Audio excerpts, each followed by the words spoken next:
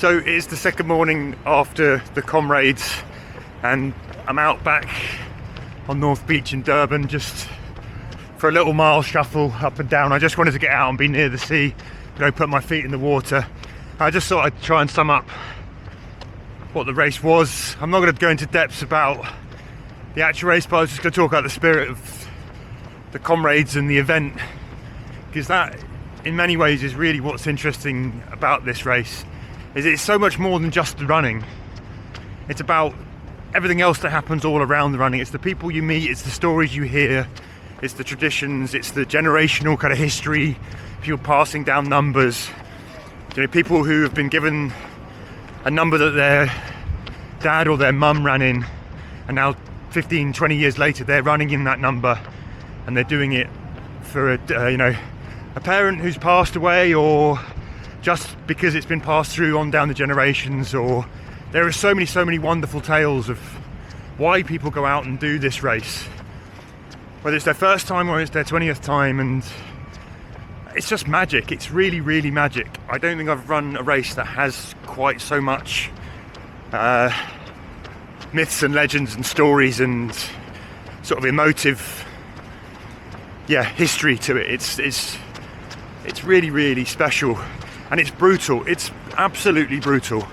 So many people ended up being nauseous and sick after it, because when you're running the Comrades, it's the distance of an ultra, but it's got the intensity of a road marathon, with the that jeopardy of the cut-off times and the getting in under the 12 or trying to chase a medal.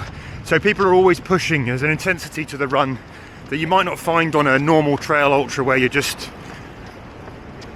out to try and get it done in what are normally fairly lenient cut-offs. Comrades has a different feel, so you have to push, you have to ask questions of yourself, and the joy is really seeing so many people ask such difficult questions of themselves and then come up with the answer as a yes. And seeing those people, when I was stood there for the last hour watching people come in and get to the last 400 meters and realize that they've completed the Comrades, sometimes very tight margins, it was so inspirational. I absolutely loved it. It was one of the highlights of my experience out here. I loved running it myself, but I hated it and loved it. But that, standing there and seeing the emotion on people's faces, and some people shuffling, some people striding, some people 100% focused on the finish line, couldn't have any emotion but just get to the finish line. Some people in tears, punching the air, aeroplanes. It's just something else. It's such a wonderful experience, and I will carry that back. And the funny thing is, when you're talking to people after it, the big question is, are you coming back? And everyone's like, oh, yesterday I was like, no, I'm done. I've had the experience, I don't need to. As you process what went on and you start to speak to people around, that softens. And I think if I had all the money in the world and all the time in the world, I'd come here every year if I could. And if you haven't done Comrades, but you love running and you love community and you love the spirit, and then I'd say there's no better race that I've run for it. And I've run a lot of different marathons.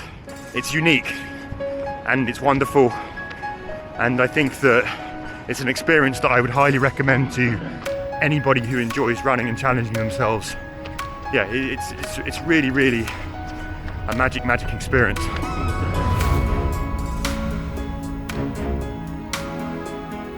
So now, having done the down last year in 8:48, I've done the up this year in 8:50, only a couple minutes between the two. Super happy to get 2 Bill Rowans and get my back-to-back going sub-9 in both. A lot of people have said, which ones you prefer. Now you've got the taste of both of them. Which one's the best, which one's the hardest? That's always the question. Yeah, in all honesty, if you said to me tomorrow you have to go and run another Comrades, which one would you do? I'd rather do the up than the down. I think you can control the suffering a little bit more. On the down, when you hit that last sort of 35 kilometre hill that goes down, it's so steep and cambered that it pulls you, and you're going to have to put the brakes on. It smashes your quads quite badly. On the up run, you've got a lot of hills to climb. That last hill, when you get to Polly Shorts, it's kind of brutal, but you also know that, I think it's at sort of 80 kilometres or something, you get a chance to walk. You've got to march it up. It's harder if you're really on a fine margin trying to get the time. Then Polly's is not a welcome situation to confront, but if you've got a bit of leeway, you get a walking break, and then you've got the last few kilometers, which are mainly down. There's still a hill or two in there, which makes me laugh, because everyone before the race says once you've topped Polly's, it's all downhill from there, you're all good. That's not entirely true. There are still hills in that last section that would make most marathon runners wince a little bit, and but it is easier than the rest of it. But you can control that suffering. You can decide how hard you're pushing up those hills. You could decide whether or not you want to push it or not. And everything, I think, on this run, you run a little bit more controlled. It's very hard on the down run to control yourself early when you're going down Polly's initially, and then on all the other hills. So yeah, I mean, my body feels pretty much as beaten up, I would say. It's just beaten up in different areas. Out there on the course, I nearly got calf cramp. It didn't quite come, but it was close. The hardest thing is when, for me personally, coming from the UK, is when I hit the heat. And this year, it wasn't quite as hot as it can be. The course was shorter than it sometimes is. But there were some sections just after halfway where you're exposed in the sunlight, there's no breeze, there's no shade, and temperatures rise, and that's when my stomach goes, and I find it very hard to control my nutrition and my water, and quench the thirst and get the salts in, and all those things that play sort of havoc with your stomach. And I was managing kind of nausea for quite a long way, making sure you're getting enough fuel in, using little bits of Coke, little bits of water, salt tablets.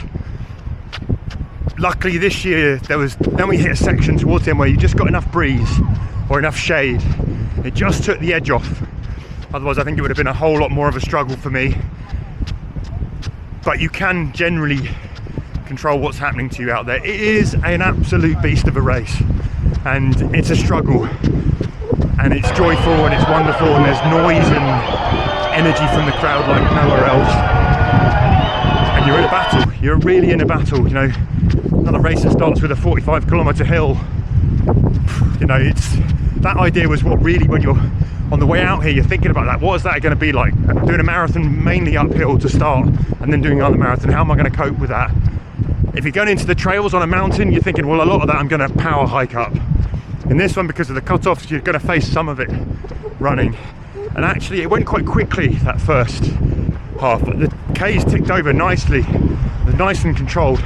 Second half, they seemed to stretch out, and they took a long time to come, the Ks. But yeah, I mean, what I will say, I'm not as experienced as loads and loads of other runners out here, but if you're doing a Comrades Up run for the first time, everything they say about treating that first half with caution is absolutely true. Do not spend your valuable energy and resources trying to eke out seconds in that first half of the race. I think you've got to run this whole race with a level of conservatism. Even as you get into the last 10Ks, you're sort of thinking, okay, there's still a long way to go here and things can still go wrong. There are plenty of people cramping up, plenty of people who all of a sudden came to a sudden stop, spasms, backs went, they just stopped dead in the street, dead, they couldn't move again, and they're 5Ks from home. So you have to always run with an extra, so I reckon 10% left, unless you're really, really trying to boss it and ace it. But that's how I ran it, got the time that I wanted.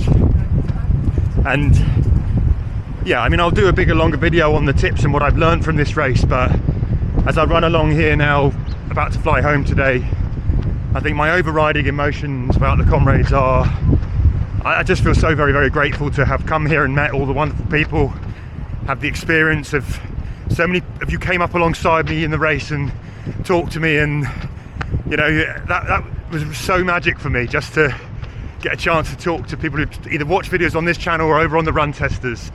And it killed kilometers in that first 45. Maybe that's why they went by so quickly, because everyone was coming up and saying hello, and we had chats, and I got to hear about your challenges and how your comrades were going and what you'd done, and absolutely made my day. So thank you to everyone who came and tapped me on the shoulder or just said hello or said well done, Kieran. I really appreciate it. And I think that's what I take away from this, is that the community of this race is just unique and special. And yeah, I've loved it. I've absolutely loved it. And I want to say thanks to all the people of the Comrades, all of you guys. You're all super, and just huge congratulations to everyone who started that race, whether you finished it or not, whether you missed the cutoff or not. You got out there and had a crack at it. You're all massive heroes, like these two here. Well done, chaps. Come on in, come here a sec, look. What's your name? Tabo. Tabo. Lenos. Frank. Frank. How did you guys get on? No, it was tough, but we made it. You got, what, did you get your times that you wanted? No. No. But that doesn't matter, right? The bottom line is we finished. Is the Comrades about times or just about doing it? Yeah. I think the fun about finishing it. Yeah. It's something else. The pains and everything, we forget about them. Yeah. But when we're done, this is what we're enjoying now. Exactly. Now you're back out. I love it. You guys are moving better than me, but yeah. You'll get there. All right. Enjoy. Nice to see you guys. Take care. Cheers. Bye. And that is it in a nutshell right there. You just meet people, you just chat, it's wonderful, and you hear about it and everyone's smiling, and I love it. I absolutely love it. I can't get enough of it. I'll go again tomorrow. Not yet. No, it's brilliant. If you haven't done it, sign up. I thoroughly recommend Marathon Tours and Travel. They make it very easy. You've got a ready-made community, a team. That's the other thing. There's so many people on the team who helped out, and I would really recommend doing it that way. It's probably a little bit cheaper to do it on your own, but logistically, and because you've got that ready-made community, it's a really magic way to do it with Marathon Tours. So yeah, anyway, I've now done 1.5 miles. I was only out for a mile recovery, and I'll stop talking now because this video will otherwise get long. But yeah, to all of you people who ran, supported, and did your thing a couple of days ago, in and around the race, on the race, all of it, organisers, everyone, just a massive thank you from me. And yeah, maybe I'll see you again next year.